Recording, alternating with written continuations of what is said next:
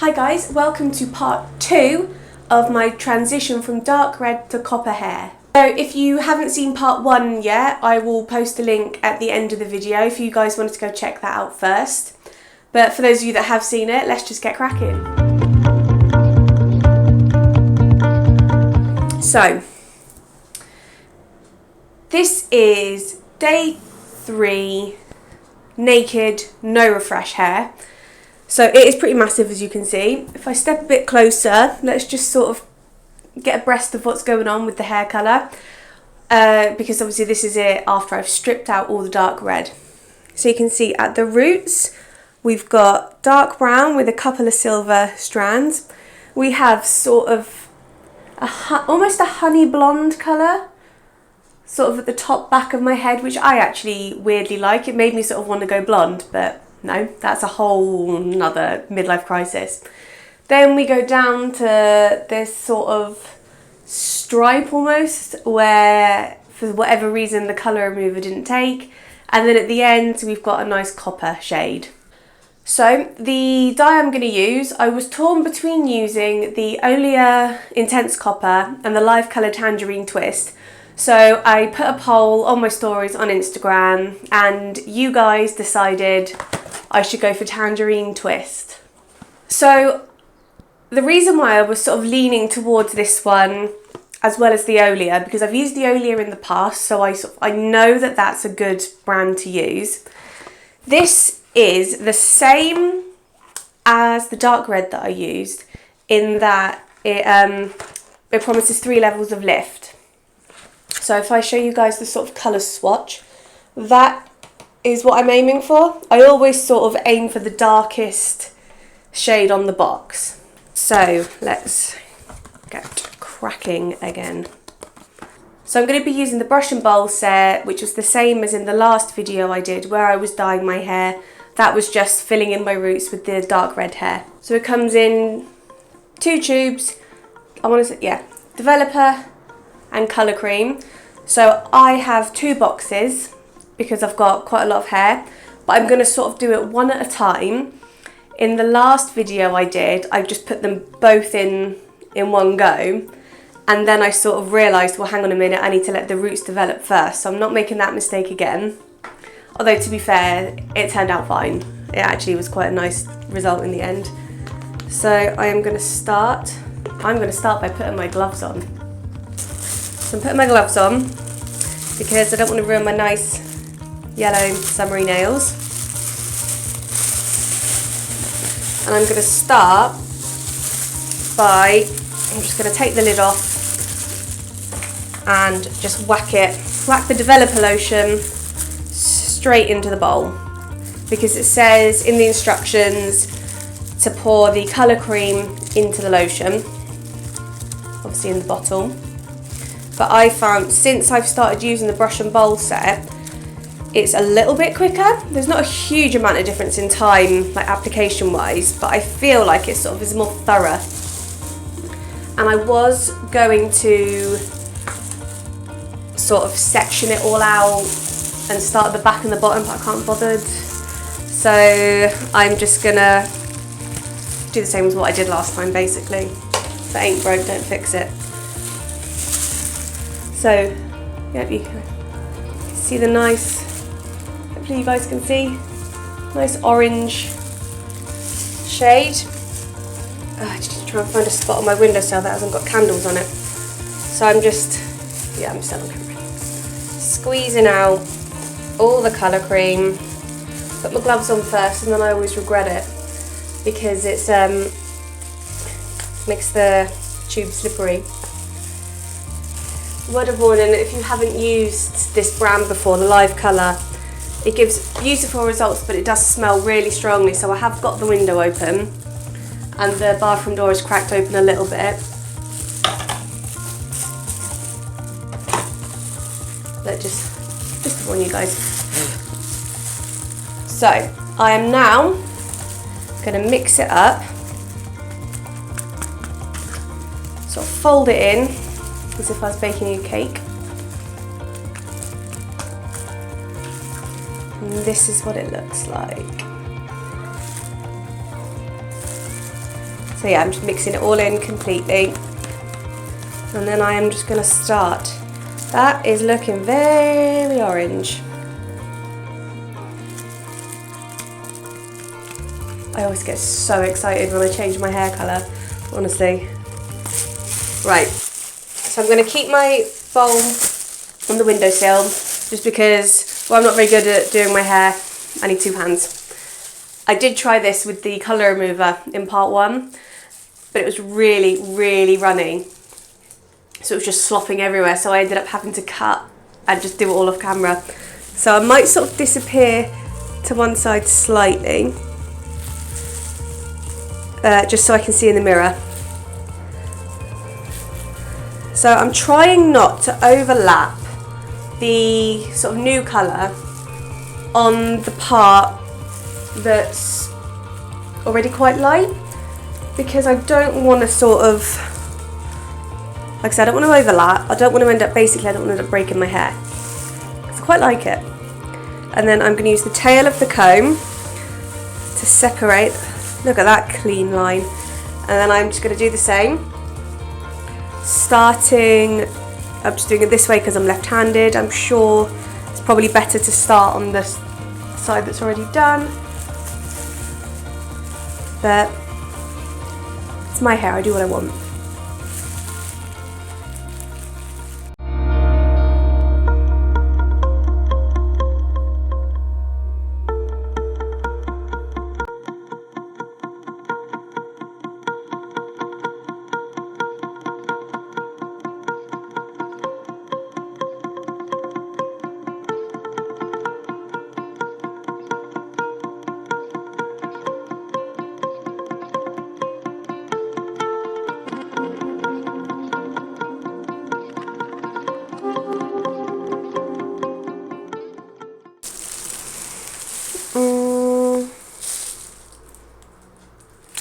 Now this is the bit where I'm always a bit sort of not quite sure what to do, is sort of the back of my head and underneath.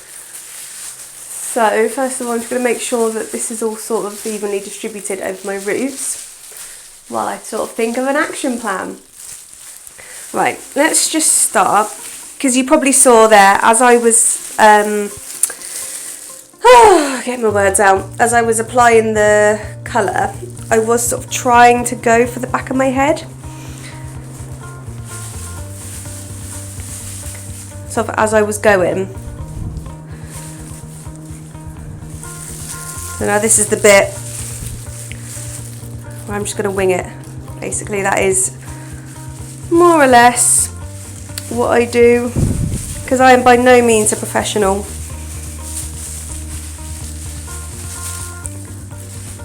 What I would normally do as well is I would normally dry detangle my hair before I apply the colour, but where I've got no product in my hair and I've just basically had it up in a bun for the last 3 days because I knew I was going to colour it, I thought, oh, it's not going to be too bad tangle wise, but it is a little bit.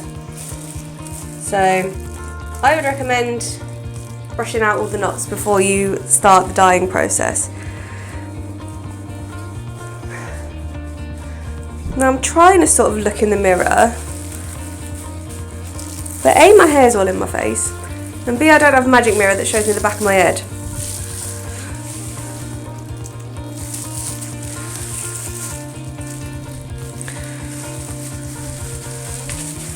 I'm trying to sort of keep the sections relatively small, relatively even, and then what I'm probably going to do is just chuck all technique out the window and sort of make sure I'm going over it as best as I can, rub it all through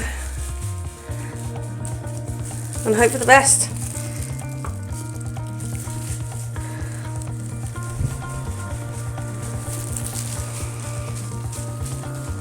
It's always round my ears is always the part that's sort of a bit hit and miss.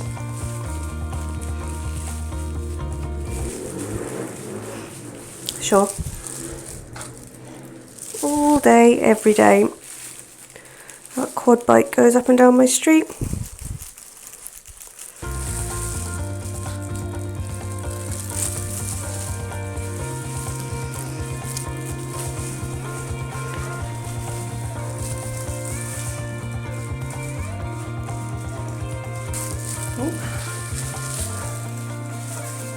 So I've still got a little bit of dye left in the bowl.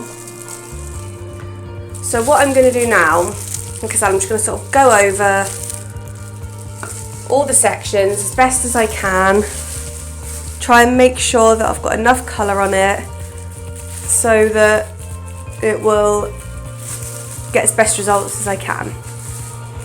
I try and use all the dye because obviously I figured there's a reason why they put that amount in there. And I want to make sure, as I said, that the hair is fully saturated with colour to go nice and bright.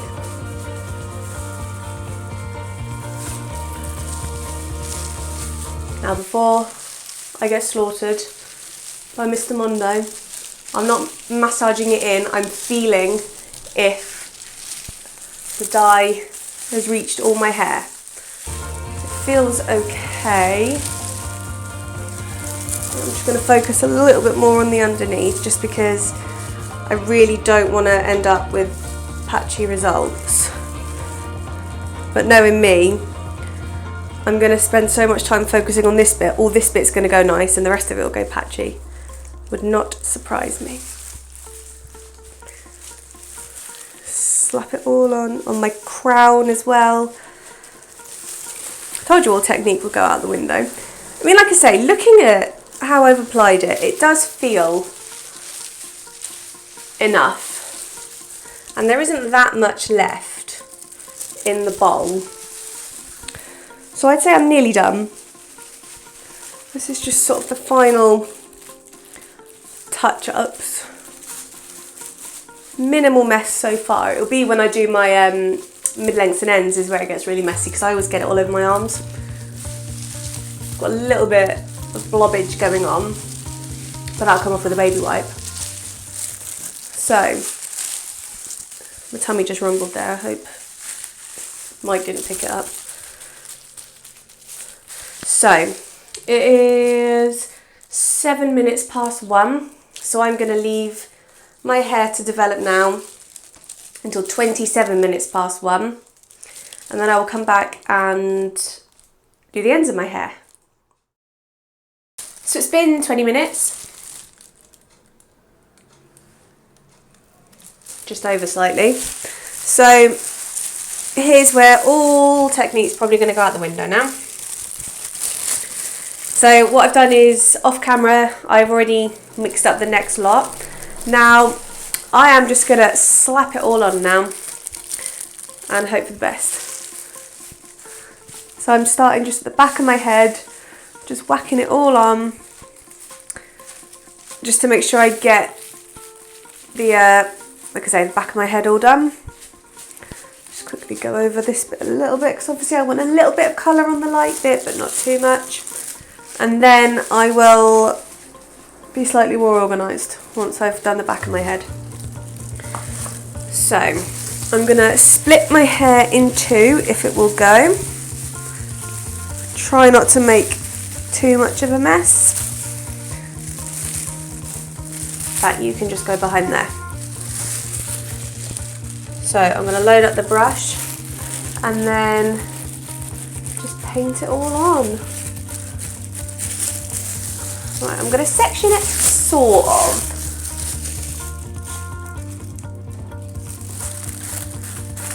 Just, as I say, I want to make sure I'm getting it all. I'm so excited, guys. I absolutely loved having ginger hair when I was pregnant. I got so many compliments on it. The only reason I stopped being ginger in the first place was after I gave birth, my roots needed doing. Because I went 3 days over with my daughter. So I just basically gave up on trying to look good. So I, when I was in hospital, all the sort of post-birth pictures that we got, I've got like inch-long roots.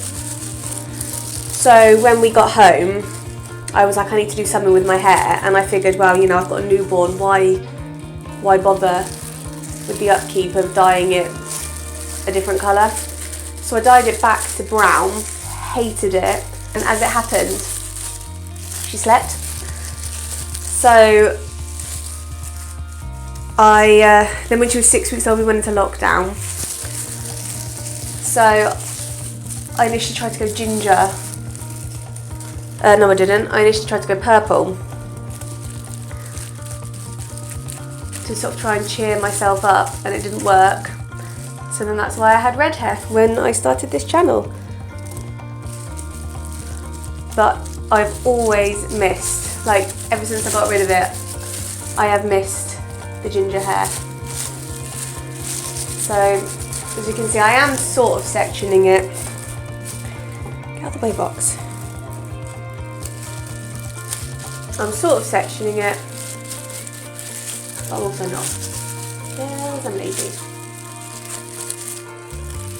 Just trying to make sure that I've got as much coverage as possible. Like I keep saying, I don't want to end up with patchy hair, like I did when I stripped the colour. Although I posted a picture of me with my stripy hair in a group on Facebook, and got loads of compliments saying, I actually think the reverse fade looks really nice. So that's why I've kept it for, I don't know, 5 days ago now. I stripped it. I think you are supposed to wait something like 4 weeks before dyeing it. But if I remember correctly, when I first started to go red, I stripped out the black and purpley colour that it went. Fairly certain I dyed it like the next day. So I've at least waited a few days this time. And I've got lots of tips and tricks to help if it's going to feel a bit dry afterwards. So this is the last sort of strip for this side. I thought there was a bug in the dye then, but it's just a bubble. Try and get the underneath as well.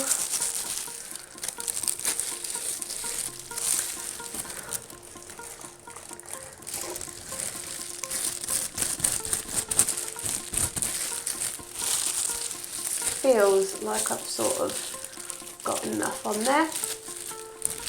There's this little bit that I think is part of the other. Oh, oh.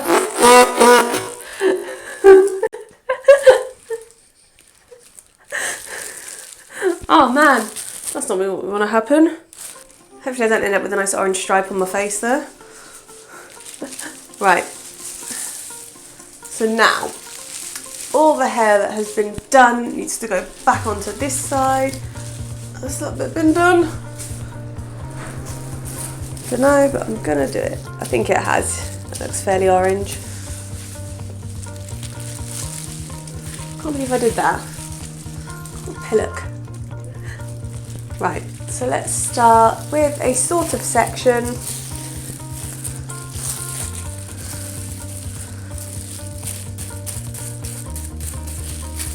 Get it nice and coated and saturated. It's hard to tell because of the angle with the slimming window on this side.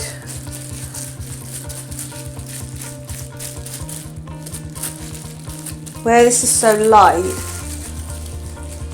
I'm a little bit apprehensive because I don't want it to go, I don't want it to damage my hair, which I know being a box dye, it's going to damage it a bit anyway, but I don't want it to like break off. But I also don't want it to look like a highlighter. Although if it does go like a sort of neon orange, I suppose I could sort of try and work it.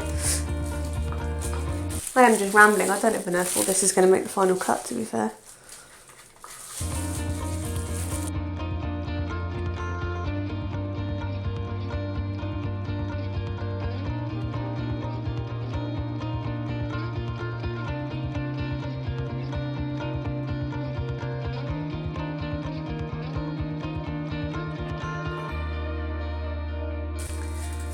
So, that is my hair all coated and applied. Still got a little bit left in the bowl, so I'm just sort of checking my hair because I've just got a feeling it's going to go really patchy, but I hope it doesn't. It's always a bit hit and miss when I do my hair. Looks, it's certainly gone orange. I don't know what the sort of final result's going to be. Let me just sort of try and focus a little bit on the underneath. So that is the bit that's easiest to miss. And then you probably saw, as I'm sort of painting sections, I am sort of giving it a rub, just to sort of make sure it's all distributed through the hair.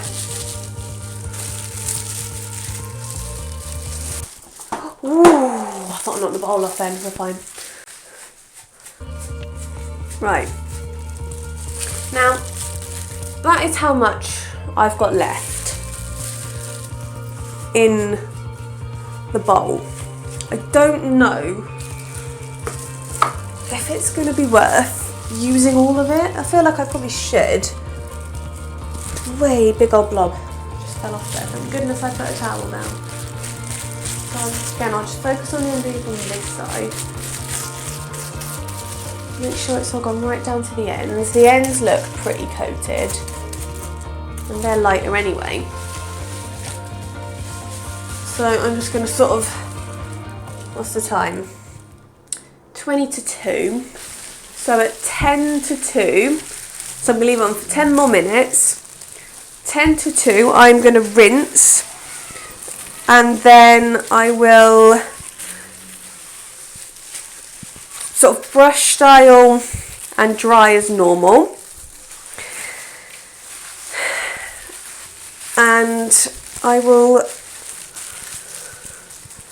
be back, hopefully not looking like a twonk. So it's been a few hours now, my hair is fully dry, and if I move into this little patch of sunlight, this is the final result. So just to sum up quickly, what I did was I rinsed the hair colour out my hair until the water was pretty much clear. It took a lot less time than when I've used the live colour deep red in the past. Usually after about 10-15 minutes of rinsing with the deep red, the water would still look like Vimto. This time round it's pretty much clear. I then co-washed with the Child's Farm Strawberry and Organic Mint Conditioner that you've seen me rave about. I used that to detangle as well, gave my hair a really good brush. I then raked through a small amount of the Boots Curl Cream and a sort of palmful of purple Superdrug mousse per side of my head. I then scrunched in probably half a handful of the red Eco Styler Argan Oil Gel, and I diffused my hair until the cast started to form. Then I scrunched in the Imbue Curl Energising Hydration Serum that I've mentioned in some of my other videos. Gave it another little sort of blast with the diffuser, and then I just left it. And it's been, like I said, it's been a few hours now, so my hair is fully dry and the cast is fully scrunched out. So I've got the sun shining directly in my face now, which is why there's like a sort of block of shadow. I've propped the mirror up to act as a sun guard. But like I said, this is my hair in the sun. You can see up here, this is where my hair was lighter. There was that sort of almost strawberry blonde patch. But if I just go across and blind myself temporarily, this bit in the middle, that was where my dark roots were. So you can see it's taken really well on the dark roots. So I'm really chuffed with that. As I said, it's gone a little bit lighter on top, and then it sort of fades to a darker, more sort of auburn as opposed to ginger. But I am fine with that as a sort of an overall look. So the overall sort of final result is darker than when I've used the Olia in the past, but I actually think that's a good thing, because I think this sort of shade of copper looks more natural. Because if I sort of, I'll put a picture of when I was pregnant and I had the sort of bright ginger hair. I think this does look more natural, and same as when I started using the deep red shade, the more I use the Tangerine Twist, the brighter it might get. I don't know, that's something I'm going to have to explore over the next few months. So given I had never heard of this shade before, I'd never heard of Tangerine Twist, I'd heard of something like Mango Copper Twist, but not the Tangerine Twist. So I was a bit sort of apprehensive about using it. I'm always a bit wary when I use a new shade for the first time, but I think overall it's been a very successful first use. Like I said, it is ever so slightly uneven. It's brighter up here and then it goes more sort of red, but I think I can sort of get away with that. My hair feels really soft. It feels in really good condition given it's a box dye. And as I said, it took really well on the roots, and my scalp is not bright pink, and nor is my hairline, which is always a bonus. I also think this has warmed up my complexion quite a lot. I wouldn't go so far as to say I look tanned, but it's definitely sort of warmed up my sort of overall skin tone. So I'm actually quite chuffed with that, because there's a picture of me on Instagram with my dark red hair and I look almost blue, and I've got, if I show you, I've got the bright white ring light sort of trained on me, but I still think it sort of brings out the more peachy side of my skin tone, which I'm actually really chuffed with. So that is my verdict on using the Live Colour Tangerine Twist for the very first time. Thank you guys so much for watching this video. Let me know in the comments what you think of my new look. As always, don't forget to hit like, subscribe and share, and I will see you soon. Bye bye!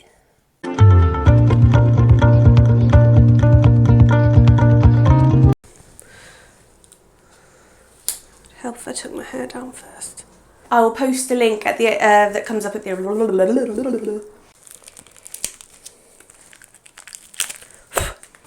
ankle's really hurting today.